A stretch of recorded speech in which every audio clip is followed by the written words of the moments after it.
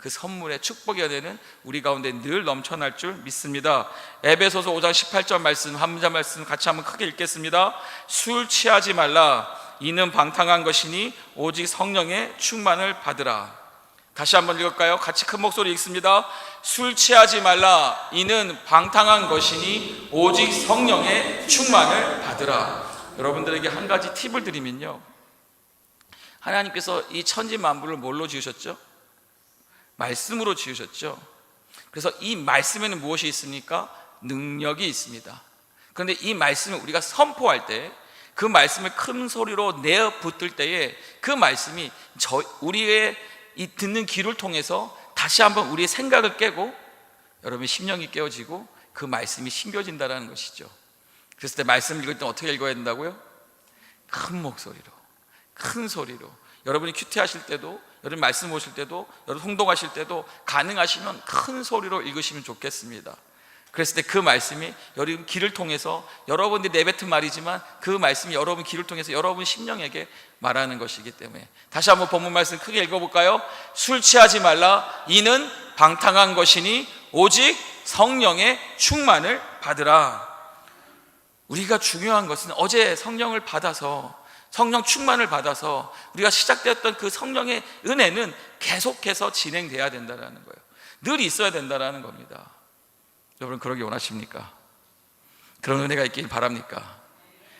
그랬을 때 우리가 먼저 한 가지 깨닫고 가야 되는 것, 짚고 넘어가야 되는 것은 무엇이냐? 성령엔 두 가지 종류가 있다는 거예요. 말씀을 통해 또 이전의 기록 통해, 역사를 통해 보면 성령은 두 가지로 우리에게 작용합니다. 첫 번째는 성령 세례입니다. 성령 세례는 무엇인가요? 우리가 알고 있는, 여러분 세례는 여러분 아시죠? 세례는 무엇입니까? 우리가 물속에 잠기면서 우리 옛사람은 죽는 것입니다. 그리고 물속에서 나올 때에 우리 이제 새 사람, 예수 그리스도와 함께 십자가에 못 박혀서 우리 옛사람은 물속에 잠글 때 죽는 것이고, 물이 이를 나왔을 때는 부활하신 주님과 함께 우리가 다시 새 사람으로 태어나는 것이 세례입니다. 마찬가지로 성령 세례도 무엇이냐면, 우리 안에 성령이 임하실 때에, 누가요 여러분? 성령이 우리 심령 가운데 임하실 때에 우리의 죄와 우리의 옛사람은 죽는 것입니다. 그리고 그 안에 성령님께서 새로 이 새 사람으로 우리를 뭐라고 표현합니까? 영어로는 born again이라고 그러고 한국말로는요 거듭난다고 우리가 표현을 하죠. 그렇게 새 사람으로 시작되는 것이 성령 세례입니다. 이 성령 세례는요 각자 인생에 딱 한 번 있는 일입니다. 그 어떤 분들은 어렸을 때, 어떤 분들은 또 나이가 들어서, 각자 주어진 환경 어디에서 됐지만 어제 성령 세례를 받으신 분들이 있어요. 그럼 우리는 성령 세례라는 것이죠. 그리고 성령 세례를 통해서 우리는 무엇을 경험합니까? 어제 드린 말씀처럼, 벌써 다 까먹으셨나요? 어제 드린 말씀처럼 뭐였습니까? 바로 하나님이 믿어진다라는 거. 그전에 하나님이 뭔가 교회 다니면서 그래 하나님 계신 것 같아. 근데 믿어지니까 어때요? 간절해지죠. 와, 하나님이 진짜 계시는구나. 하나님이 정말 살아 계시는구나. 하나님이 성경에 있는 말씀 모든 대로 다 이루어지는, 이것이 믿어지는 거예요. 언제? 내 안에 성령이 임하실 때에. 더 나아가 예수가 증거되어지고요, 더 나아가서 하나님의 사람으로서 거듭남을 통하여 내 마음에 하나님을 따라가고 싶다, 하나님을 사랑하고 싶은, 하나님 때문에 더 기쁨과 평강과 참 은혜를 경험하게 되는 것이죠. 이와 같은 성령 세례가 있는가 하면 성령 충만이 있습니다. 성령 세례는 출발점입니다. 성령 충만은요 계속해서 이 신앙생활을 하는 데 있어서 이 성령님께서 도와주심으로 말미암아 우리 삶에 성령님의 역사가 늘 끊임없이 일어나는 것이죠. 우리는 성령 충만이라는 거 말하고 표현하고 있습니다. 그래서 어제 어떤 분들 가운데는 오랜만에, 제가 전에 한번 신방 갔는데 어느 권사님이 그러셨어요. 목사님, 제가 오래전에 방언을 받았는데 거의 20년 만에 다시 이 은사가 다시 나왔습니다. 기도하는 가운데 다시 은사가, 방언의 은사가 시작됐답니다. 이렇게 하면서 간증을 하시는 거예요. 참 여러분, 무엇을 말하는 겁니까? 성령은 우리 안에 항상 있었지만 우리가 성령 충만함을 놓치다 보니까 어느 순간 어느 순간 은사나 성령님의 도우심과 성령님 하나님의 살아계심이 드러나지 않는 또 그런 안타까운 시간들을 보내게 된다라는 것이죠. 중요한 것은 성령 충만을 유지해야 된다라는 것입니다. 사도행전 4장에 보시면 8장에 베드로가 이렇게 말합니다. 이에 베드로가 성령이 무엇하여 충만하여 가로되 누구 앞에요? 백성의 관원과 장로들 앞에. 베드로는 며칠 전에 어떤 사람이었죠? 여러분, 예수님을 부인했던 자죠. 왜 부인했습니까? 바로 백성의 간원과 장로들의 파워, 능력 앞에, 그 권력 앞에 예수를 인정하면 자기도 예수님처럼 이제 핍박을 받을 것을 아니까 두려움 가운데 예수님을 부인했죠. 몇 번 부인했습니까? 3번 부인했죠. 처음에는 뭐라고 부인합니까? 나는 모르는 사람이다. 두 번째 뭐라 합니까? 내가 맹세컨대 난 모르는 사람이다. 세 번째 뭐라 그래요? 저주하면서 나는 모르는 사람이다. 그랬던 베드로 아닙니까? 근데 이 베드로가 보세요. 여러분, 어제 말씀드렸죠. 여러분, 스키를 타십니까? 스노보드 이런 거 타시나요? 예전에 좀 타셨죠? 여러분, 스키를 타러 가면요, 이 눈 산을 이제 올라가야 됩니다. 정상에 올라가서 내려오는 그 즐거움을 누리려고 스키를 타는 거죠. 근데 그 정상까지 여러분이 스키 장비를 다 들고 스키복을 입고 그 눈밭을 한 걸음 한 걸음 걸어 올라간다 생각해 보세요. 가고 싶습니까? 아마도 중간에 포기하겠죠. 너무 힘들다. 그런데 옆에 리프트가 이렇게 쫙 올라갑니다. 리프트를 타고 올라가면, 그 리프트에 타서 올라가면 여러분 갈 때 얼마나 시원하고 기쁘냐는 것이죠. 성령 충만이 무엇입니까? 결국은 성령님께서 내 안에 임하심으로 말미암아 그 도우심이 마치 어떤 거예요? 그 어려운 산을 올라가는데 어렵고 힘든 여정이 아니라 그 리프트에 타서 그 기쁨과 그 스릴과 그 누리면서 올라가는, 마치 우리가 그렇게 성령 충만함이 주어졌을 때 일어나는 일들이라는 것이죠. 성령 충만 전에는 사도 베드로는 사람들 앞에 서는 것을 두려워했던 인물입니다. 하지만 성령 충만을 받으니까 두려움 없이 그들 앞에서 담대하게 말씀을 선포했을 때 어떤 역사가 일어났습니까? 수천 명이, 여러분 한두 명도 아니고 몇 명이요? 수천 명이 그의 설교 앞에 그들이 마음의 괴로워 우리를 어찌할꼬 하면서 하나님 앞에 나와 성령을 받는 그 놀라운 사건의 주인공이 되었다라는 거죠. 언제요? 그가 성령이 충만하였을 때. 여러분, 이 성령이 충만했을 때는 이 구약 시대에도 보면 이 역사들이 나타나고 있습니다. 우리가 잘 아는 선지자들, 모세 같은 경우에도 성령이 충만하여 어떤 일들이 일어났습니까? 그가 지팡이를 드니까 갑자기 홍해가 갈라지는 역사들, 또 그가 하나님 앞에 기도를 했더니 갑자기 메추라기들이 막 날라오는 사건들, 그가 기도하면 하나님이 그에 응답하면서 모든 일이 누구로 이루어진 거예요? 바로 성령 하나님의 역사로 이루어졌다라는 것이죠. 그 위에 또 많은 인물들이 등장하지 않습니까? 요셉도 성령이 주신 지혜로, 다윗도 성령이 주신 역사로, 여러분 사울 왕도 여러분 성령 받은 거 아시나요? 정확하게 표현하면 사울 왕도 성령의 도우심을 받았다라는 거예요. 그가 왕으로 기름 부음 받았을 때 성령님이 그와 함께 하셨다라는 것이죠. 그런데 어떤 일이 났습니까? 그가 자꾸 성령님을 방해하니까 성령님이 어떻게 해요? 떠나갔다라고 성경은 표현하고 있죠. 그리고 그 자리에 누가 들어왔다고요? 악신이 들어왔다라고 성경은 말하고 있습니다. 무엇을 말하나요? 구약시대에도 끊임없이 성령님께서 역사를 하셨죠. 그런데 구약시대와 신약시대, 예수 그리스도가 십자가에 돌아가시고 부활하신 이 사건을 중심으로 구약시대와 신약시대에 성령님이 하시는 역사가 바뀌었다라는 겁니다. 뭐 정확하게 말하면 바뀐 것이 아니라 그전에도 같이 동일하게 함께 하셨던 성령님께서 이제는 성도가, 믿는 자들이 바뀌니까 성령님도 그 바꿈 앞에 다르게 사역을 시작했다라는 거예요. 그것이 무엇이냐? 바로 성령님이 내주하는 역사가 일어나게 됐다라는 것이죠. 언제 이 일이 일어났습니까? 바로 예수 그리스도가 십자가에 죽으시고 그 다음에 부활하셨을 때 우리 무엇이 해결됐습니까? 원죄가 해결됐죠. 그리고 원죄가 해결된 그곳에, 그 심령 속에 이제 성령님이 깨끗한 그릇 속에 들어오시게 되는, 성령님이 함께 하시는 그 역사가 이제 오순절나 다락방에서 시작됐다라는 것이죠. 그러면서 성령님이 우리 안에 내주하시면서 시작되신 그 사역 가운데 이제 두 가지 사역을 우리가 볼 수가 있습니다. 첫 번째는 무엇이냐면 바로 성령님의 역사로 말미암아 우리에게 기적과 이사가 일어나는 거예요. 무엇입니까? 어떤 일들입니까? 바로 성경에 보면 기도하는 자들, 사도들이, 또 주님의 제자들이, 집사님들이 나가서 기도할 때에 그 기도대로 역사가 일어나서 병든 자들이 낫고, 더 나아가 죽은 자도 일어나고. 그래서 주님이 뭐라고 말씀하셨어요? 너희들은 나보다 뭐하다? 더 큰 일을 행하리라 라고 약속하시지 않았습니까? 그대로 그 말씀들이 이제 성령 이후에, 성령을 바꾼 다음에 그 일들이 일어난 것을 우리가 볼 수가 있는 거예요.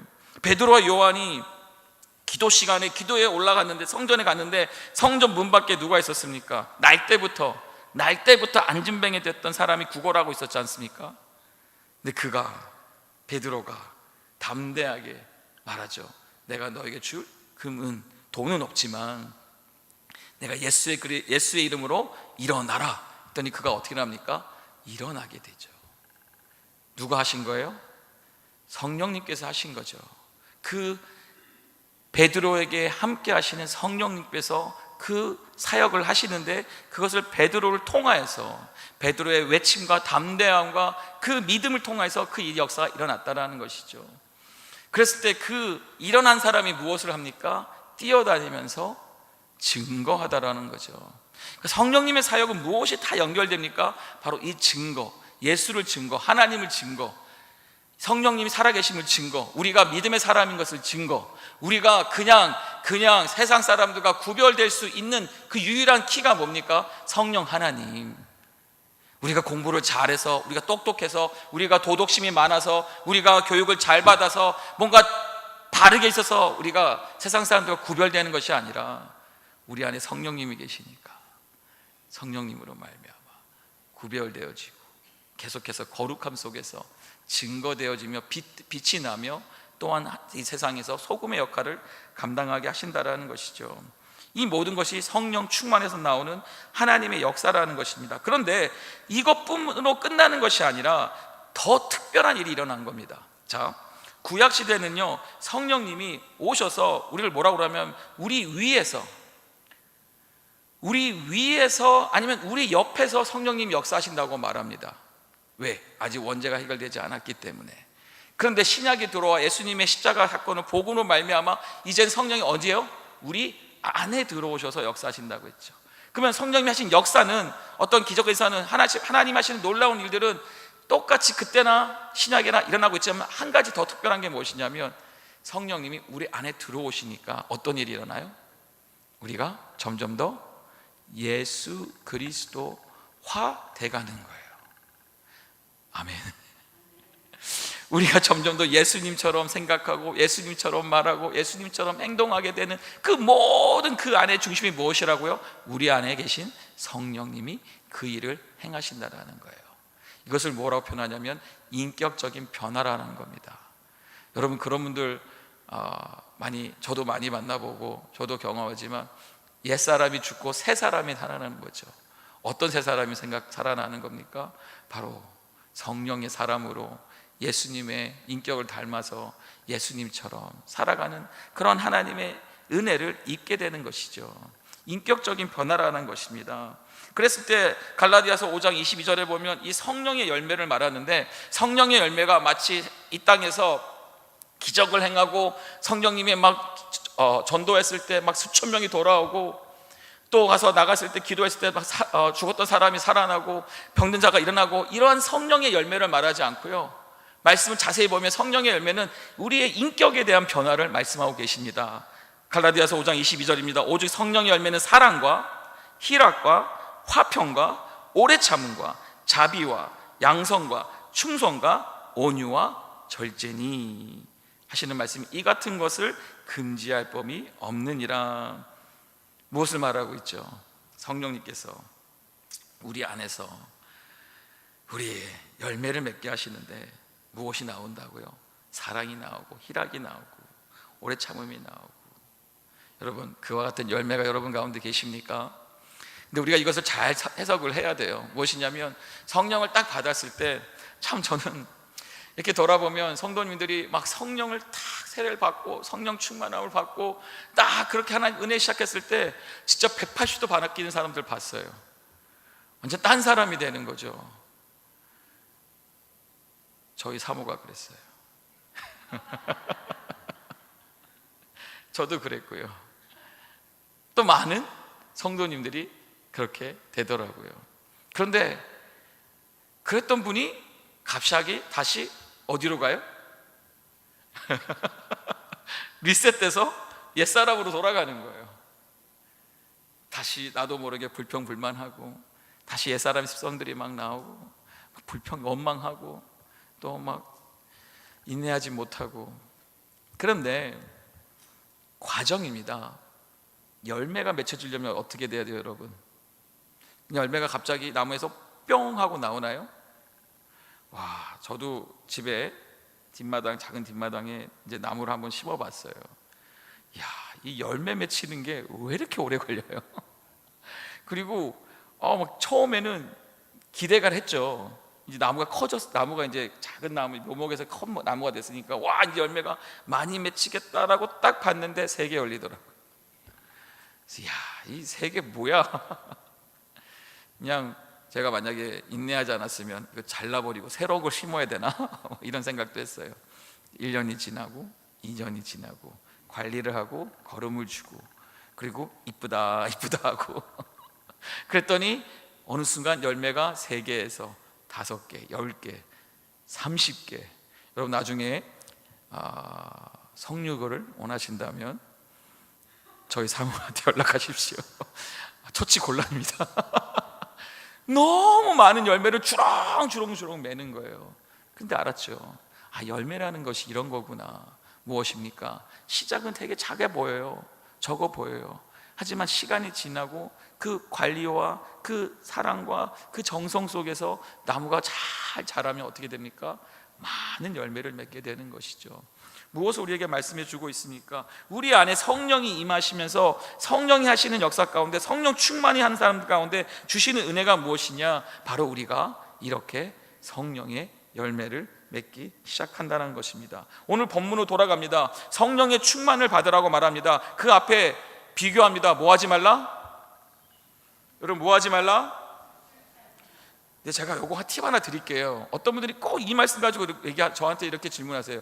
목사님, 성경을 보니까 술 취하지 말라고 했는데 그러면 술을 먹어도 되는 거죠? 어떻게 해석을 꼭 그렇게 해요? 보고 싶은 것만 보나 봐. 술 취하지 말라고 말합니다. 그러면서 여기서 포커스는 뭐예요? 그 다음입니다. 술 취함의 열매는 뭐예요? 방탕이라는 겁니다. 그랬을 때 우리가 사도 바울이 에베소 교회에게 명령하는 겁니다. 무엇을요? 성령의 충만을 받으라는 겁니다. 다시 말하면 술을 먹으라는 거예요? 먹지 말라는 거예요? 또 먹어도 되지 않습니까? 취하지 말라고 했지 어디 먹지 말라고 해요. 제가 그래서 찾았어요. 여러분 술에 대해서 먹으면 안 된다는 걸 찾았습니다. 보여드릴게요. 잠언서 23장입니다. 잠언서 23장에 31절에 포도주는 붉고 잔에서 번쩍이며 순하게 내려가나니, 뭘 얘기하고 있죠? 포도주에 아주 보여지는 것이 보함직하고 먹함직한 것을 막 얘기하고 있죠. 그러면서 잠언 23장 31절에 뭐라고 말합니까? 너는 그것을 뭐하라? 보지도 말지어다. 뭐하라고요, 여러분? 먹지 말라고 했어요? 아니면 보지도 말라고 했어요? 네, 여러분 술을 금하시기를 바랍니다. 우리가 중요한 것은 무엇입니까? 성령 충만을 받아요. 근데 왜 사도 바울은 성령 충만을 마치 앞에 술을 먹고 취한 사람하고 같이 이렇게 선상에 두면서 비교하냐는 것이죠. 근데 보니까 여러분, 술은요 비슷한 점이 있습니다. 여러분, 술을 취하면 어떻게 됩니까? 네, 아무도 술을 취해 보신 적이 없어서 답을 못 하시는 거죠. 표정들이 저는 모르겠네요 이런 표정 하시는데, 술을 취하면 어떻게 됩니까? 먼저 제정신이 아니죠. 누구 정신입니까? 술도 그 주자라는 단어를 쓰더라고요.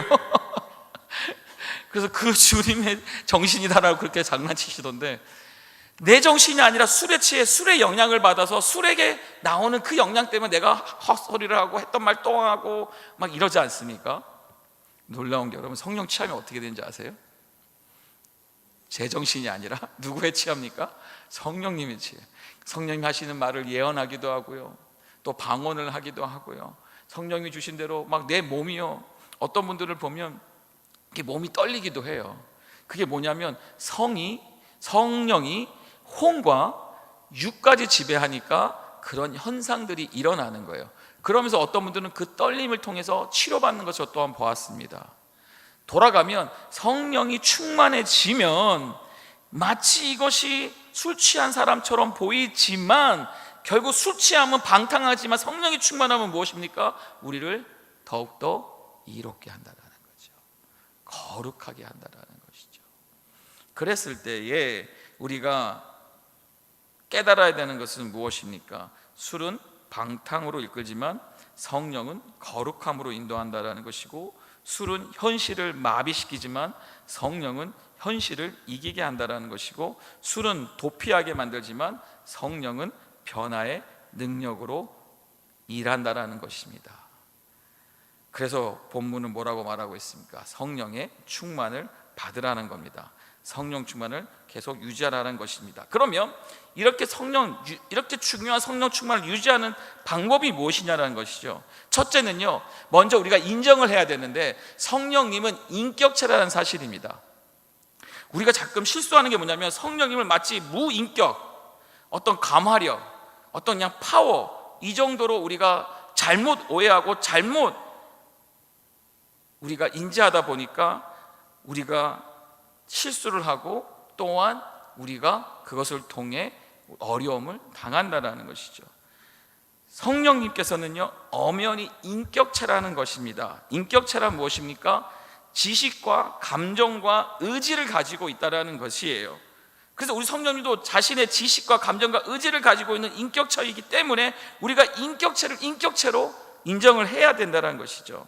그랬을 때 여러분, 인격체는 자신을 환영하는 곳에, 여러분, 제가 여러분 집에 신방을 가는데 어떤 분들은 티를 내요. 목사님, 저희 집에 안 왔으면 좋겠습니다.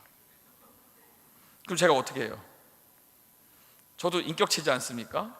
그럼 어떻게 합니까? 아, 그러시군요. 알겠습니다. 여러분, 근데 어떤 분은 저희 집에 꼭 왔으면 좋겠습니다. 그래서 한번 갔더니 좋다고, 목사님 다음 주에 또 오시면 안 되나요?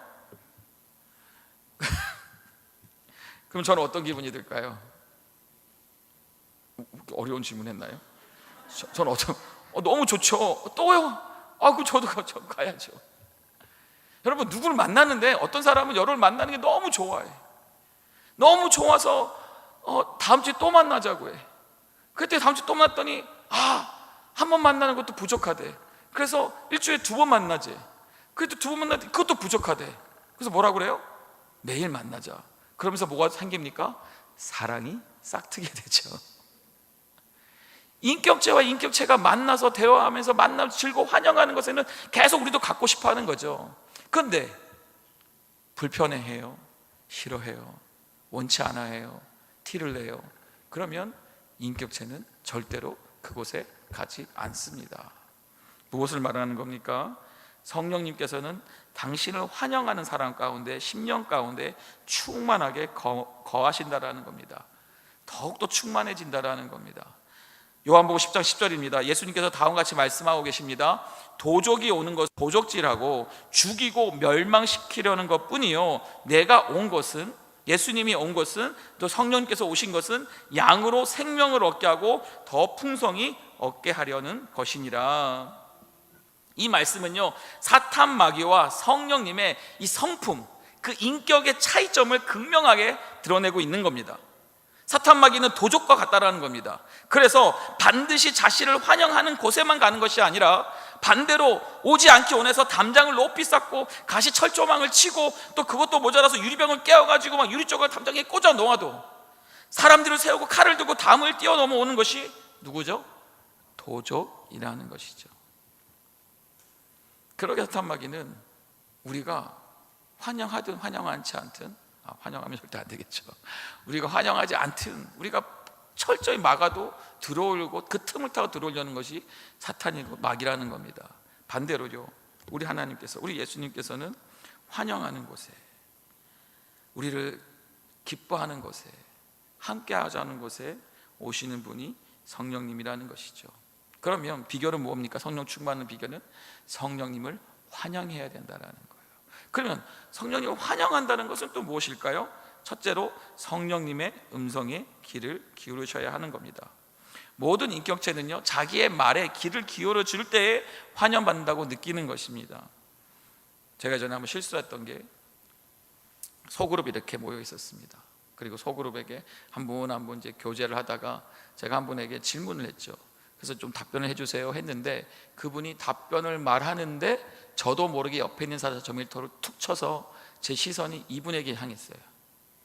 그 이분하고 이렇게 하는데 이분은 이제 말을 하는 거죠. 소그룹이니까 전체에 있는 사람들 얘기를 했는데, 끝나고 나서 그분이 뭐라고 할까요?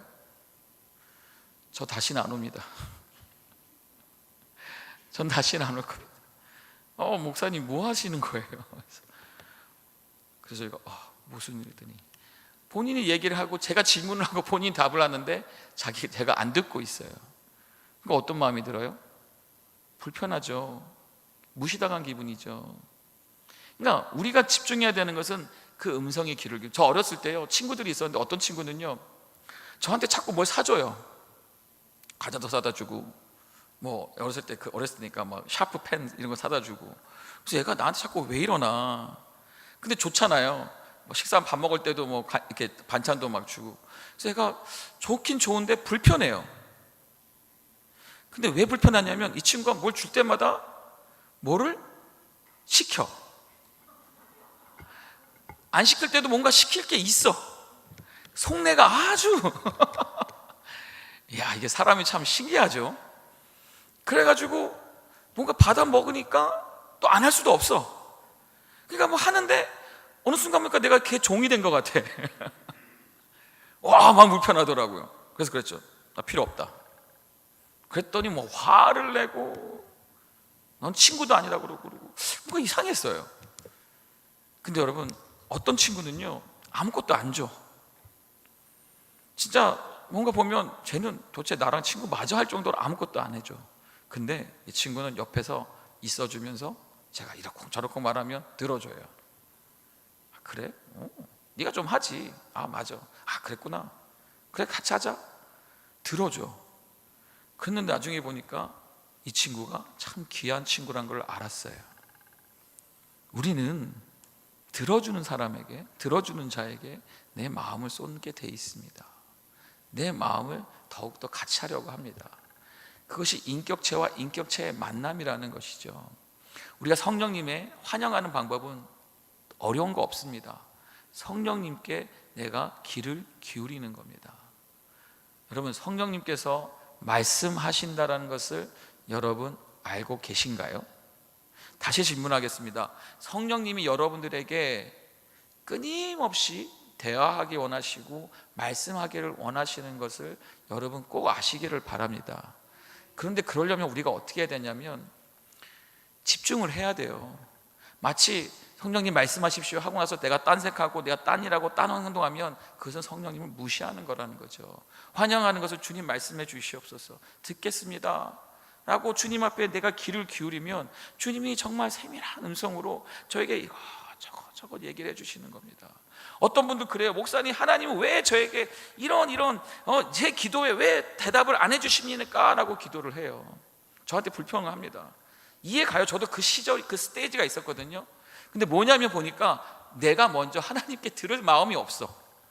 그런 거 아시죠 여러분? 제가 아이한테 아무리 잔소리하고 뭐 해도 애가 들을 마음이 없으면 나중에 뭐 합니까? 안 합니다. 근데 아이가 관심을 갖고 아빠가 하는 말에 듣겠다라고 하면 기쁨을 다해서 아이에게 알려주죠. 마치 성령님이 그런 관계가 돼가는 거예요. 성령님께서는 끊임없이 말씀을 가지고, 주일 말씀을 가지고, 큐티를 가지고, 우리가 말씀 묵상을 가지고 끊임없이 말하는데 우리가 안 들어. 그러면 주님도 결국은 안 듣는 자에게 더 이상 말할 이유가 없는 거예요. 중요한 포인트는 뭡니까? 내가 귀를 기울여야 되는데 주의할 게 있어요. 여러분, 성령 세례를 받고 성령 충만을 받고 어떤 역사가 일어나냐면 내 안에 좀 더 하나님 때문에 좀 더 기도하고 싶고 예배하고 싶고 또 막 성가대도 하고 싶고 찬양도 해보고 싶고 봉사도 해보고 싶고 선교도 가고 싶고 전도도 하고 싶고 막 이런 마음이 막 드러납니다. 그리고 예배만 드리면 막 눈물이 나고 하나님 앞에 기도하면 기눈물이 나면서 막 내 안에 소원들이 막 드러납니다. 그래서 어떤 일이 나냐면 일주일에 한 번 오던 교회가 아니죠, 한 달에 한 번 오던 교회가 이제는 매 주일마다 예배가 기다려지고 찾아지고 오게 됩니다. 그런데 이제 주일만 오는 게 아니라 토요일도 오고 토요일만 오는 게 아니라 새벽에도 나오고 새벽 나오면서 점점 더 바빠져요. 근데 그게 다 기뻐요. 그런데 여러분, 그렇게 막 하는데 갑자기 소리가 들립니다. 적당히 해, 조금만 해도 돼, 꼭 그렇게 안 해도 돼.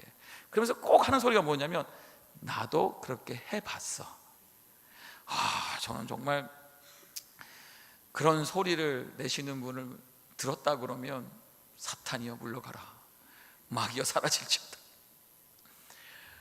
성령의 소리에 우리가 더 집중하고 더 기도하면서, 여러분 성경 말씀에 뭐라고 써 있습니까? 너희는 마음을 다하고, 뭐 하라고 여러분? 너희는 마음을 다하고 목숨을 다하고 또 뭐요?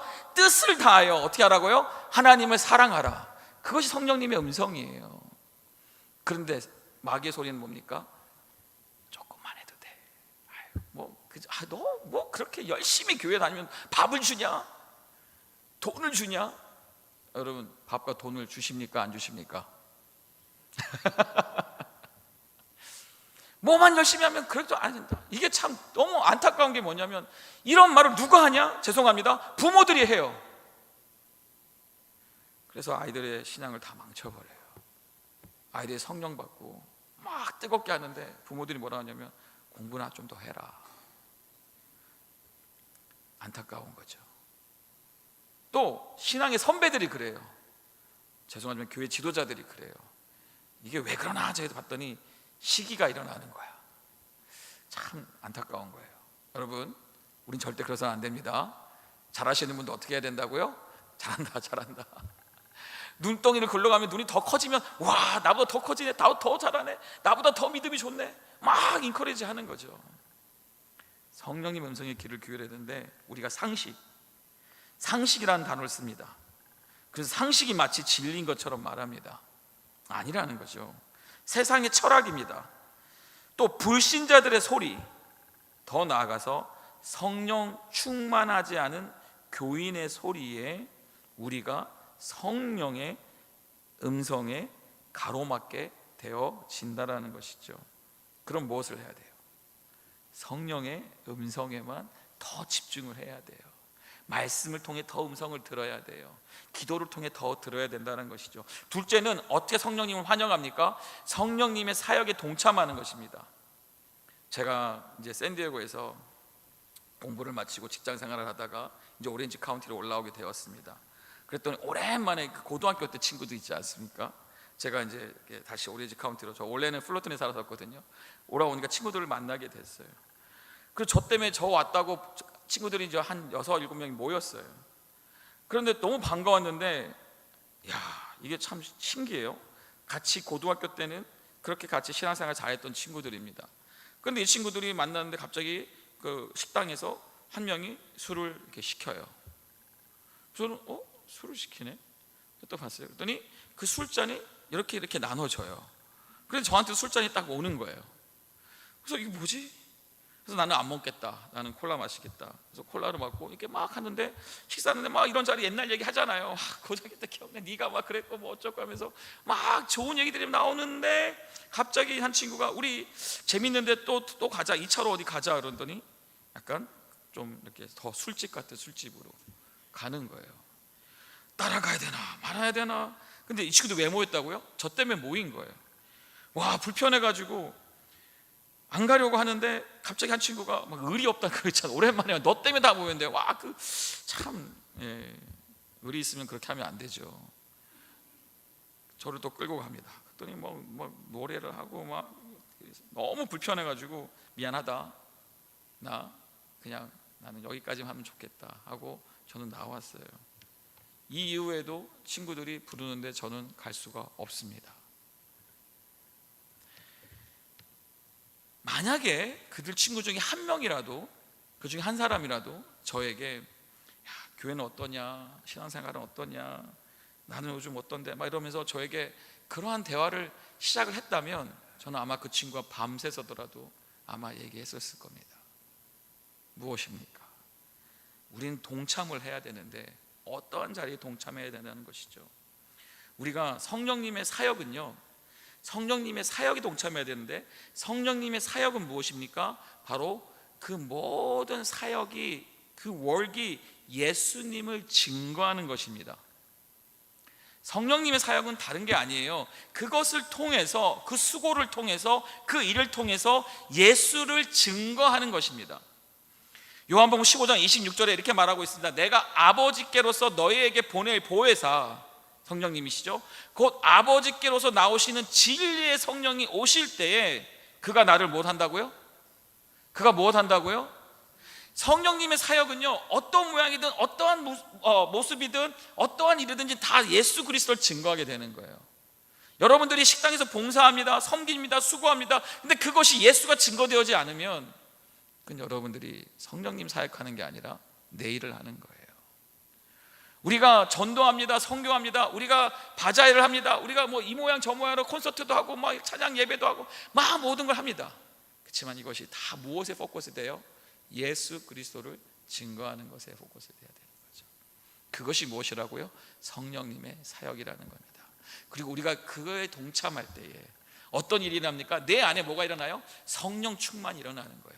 근데 내 안에 뭐가 일어납니까? 그렇지 않으면 나 충만, 내 자아 충만, 나의 욕심 충만, 나의 기쁨 충만, 나의 영광 충만, 나의 명예 충만이 일어나잖아요. 그것은 성령님의 사역에 동참하는 것이 아니라 내 기쁨을 위해서 내 수고를 한 거죠. 그 열매는요, 결국은 무엇입니까? 죄라는 것입니다. 더 나아가서 여러분, 셋째는요, 성령님의 인도하심을 따라 사는 것입니다. 여러분, 우리 마음속에 두 가지 정반대되는 욕심이 있다는 거 아시나요? 우리가 성령님께서 우리 안에 내주하시면서 우리 옛사람은 죽었는데 이게 참 신기해요. 옛사람이 완전히 소멸되지는 않았어요. 그 옛사람이 죽었지만 어떻게 보면 다시 조금씩 꿈틀꿈틀 그러면서 나타나기 시작을 해요. 그것을 뭐라고 그러냐면 육체의 소욕이라고 말합니다. 육의 욕심이라고 말합니다. 그랬을 때 우리 안에 이 두 마음이 있는 거예요. 어떤 마음? 성령님의 소욕과 육의 소욕이 있다라는 것이죠. 여러분, 제가 질문할게요. 여러분 앞에 두 마리의 개가 있어요.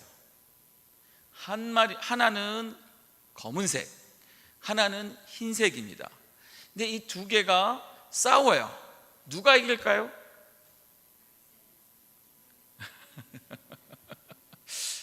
검은 개가 이길까요? 하얀 개가 이길까요? 네, 어디 듣고 오셨어요? 어떤 개가 이길까요? 센 개가 이기죠. 강한 개가 이기죠. 근데 보니까 건강한 개가 이기더라고요. 잘 먹고 운동 열심히 하고 잘 산 개가. 근데 이것이 마치 우리 안에 두 개가 있는 거예요. 성령님의 소욕이 있고 육의 소욕이 있는 거예요. 두 마리가 맨날 싸웁니다. 근데 누가 이겨요? 센 놈이 건강한 게 이기는 거죠. 내가 육의 소욕에 막 먹게 하고 막 운동시키고, 그러니까 막 육의 사람으로 막 내가 살아. 막 성령이 상가가 예배도 안 다니고 내가 막 죄송해요, 골프 친다 그랬어. 내가 막 세상 일 하는데 막 자기 마음대로 원하는 대로 여행 가고 뭐 하고 나쁘다는 것이 아니라 성령님의 쫓아받지 못하고 자꾸 내가 원하는 쪽으로 욕심으로 막 살아가요. 그럼 어떤 일이 납니까? 건강해지겠죠. 반대로 성령님의 소욕은 점점 힘이 없어지는 거예요. 그게 어떻게 되냐면요, 결국은 마음에 어떠한 스스로의 평강이 찾아오게 됩니다. 근데 이 평강이 주님이 주시는 평강이 아니라 그냥 무탈, 아무 일 없는 것처럼. 여러분, 그게 무서운 겁니다. 왜냐하면 성령님을 향한 센스가 다 죽은 거예요. 철저히 내 육을 위해서, 교회 다니는 것도 내 육을 위해서 교회 다니는 거고, 모든 하는 나의 모든 일이 육을 위해서 하는 일을 하다 보니 그의 열매는 결국 무엇입니까? 육체의 열매밖에 안 맺는 것이죠. 그 성경은 뭐라고 말하냐면 분냉과 당짐과 또 시기와 질투와, 철저히 성령의 열매는 다 빠져나가는 거예요. 그런데 여러분 보세요. 성령 받은 사람이 성령의 그 소욕을 성만을 너무 감사하니까 이제는 성령의 사람을 쫓아가요. 그 성령님을 막 더 강하게 합니다. 그랬더니 자꾸 싸우죠. 자꾸 내 안에서 육의 소욕과 성령의 사욕과. 근데 성령이 막 따라갔더니 진짜 일어나는 게 뭡니까? 바로 아까 우리가 얘기해왔던 성령의 열매들이 하나씩 맺혀지는 거예요. 그 성경은 무엇을 약속하냐면, 그랬을 때 하늘의 평강과 기쁨이 그 안에 거한다라는 겁니다. 아멘. 하늘의 평강, 하나님의 기쁨이 거한다라는 겁니다. 그런데 또 부작용이 있어요. 무엇이냐면, 그렇게 성령만 쫓아가니까 내 육은 어떻게 될까요, 여러분? 피곤해질 수밖에 없습니다. 힘들 수밖에 없습니다. 그런데 이것 또한 어제 여러분 이렇게 막 은혜 받고 또 기도하고 하니까 너무 좋죠. 마음이 너무 좋고 막 하나님 앞에 감사하고 기쁨이 넘치고 막 그렇게 이제 은혜를 받았는데 집에 가면 어떻게 됩니까? 근데 여러분 보세요. 잘 보세요, 여러분. 우리가 성령 쫓아서 그렇게 막 성교도 하고 전도도 하고 사역도 하고 기도도 하고 막 이렇게 수고하잖아요. 그럼 내 안에 영광과 기쁨이 막 넘치면서 육이 힘들어져요. 그런데 여러분, 이 육 또한 누구의 컨트롤을 받는지 아세요? 성령님의 컨트롤을 받습니다. 이게 신기하게 우리 박 목사님이 어저께 그 어려운 컨디션에서 올라오셨잖아요.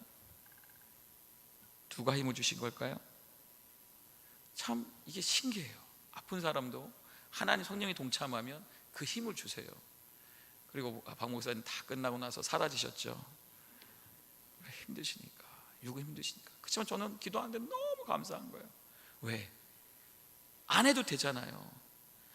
힘들어서 못한다고 할 수도 있지만 또 성령님께 순종하는 거, 하나님께 순종하니까 그 영만큼은, 그 영 안에 성령만큼은 충만해지는 것이죠.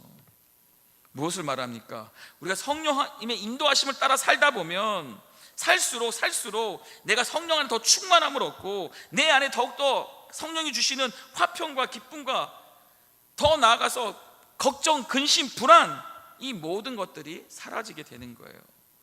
우리가 가끔 이런 얘기 하잖아요. 여러분 긍정주의로 살아야 된다고, 긍정주의로 살아야 된다고. 성경은 긍정주의로 살아간 적 없습니다. 성경은 뭘 말하고 있냐면, 성경은 성령의 소욕을 따라 살아가는 것입니다. 그러면 그 사람의 모든 태도와 행동들이 하나님 주신 평강과 기쁨으로 말미암아 긍정적인 마음이 되는 거예요. 내가 긍정적으로 살아야지, 그것이 맞는 방법이 이게 아니라 내가 하나님 앞에 붙잡혀 성령이 따라 살다 보니까 그 삶이 다 평강, 괜찮아, 그럴 수도 있지, 가는 거예요. 그 사람이 결국은 구별되는 사람이고 그 사람이 결국은 승리하는 사람이라는 것이죠. 여러분, 성령의 소욕을 따라 사시기를 바랍니다. 갈라디아서 5장 17절입니다. 육체의 소욕은 성령을 거스리고 성령의 소욕은 육체를 거스린다 라고 말하고 있습니다. 그래서 이 둘이 서로 상층, 대적한다라는 것이죠. 그래서 너희 원하는 것을 하지 못하게 하려 함이니라, 이렇게 말씀하고 있는 거예요. 우리는 계속해서 성령의 소욕을 쫓아갈 때 그것이 성령님을 환영하는 삶이고, 그것이 성령 충만을 유지하는 삶이고, 그것이 결국 우리가 이 땅에 성령 열매를 맺는 삶이고, 그것이 결국은 주님 부르시는 그날까지 내가 이 땅에서 끊임없이 내 안에 인격적인 변화와 또 성령님의 도우심으로 말미암아 행할 수 있는 모든 사역의 열매가 맺어질 줄 믿습니다.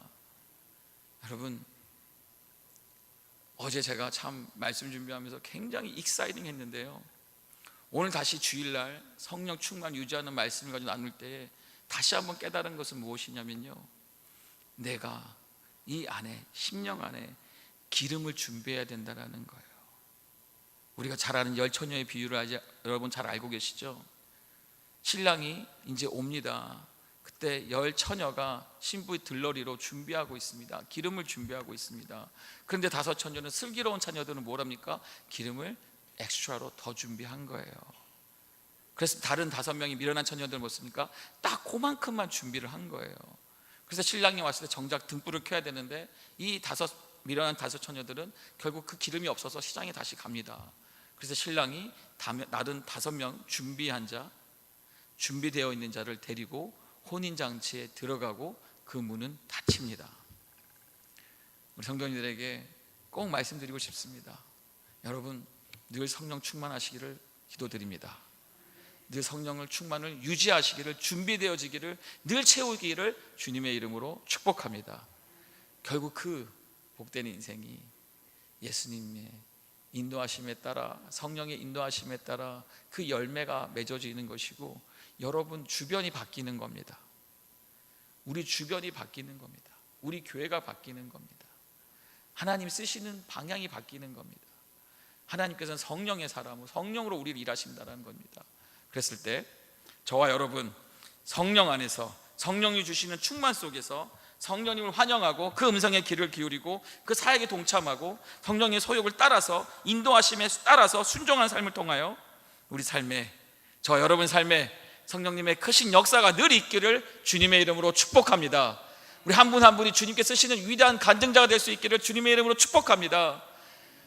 더 나아가서 우리의 가정이, 우리의 일터가, 우리의 모든 섬김이 하나님의, 성령님의 역사하시는 통로가 되어서 마음껏 주님께 영광을 돌리며, 하나님께 영광을 돌리며 하나님의 살아계심을 증거할 수 있기를 주님의 이름으로 축복합니다. 함께 기도하겠습니다. 함께 기도할 때 우리의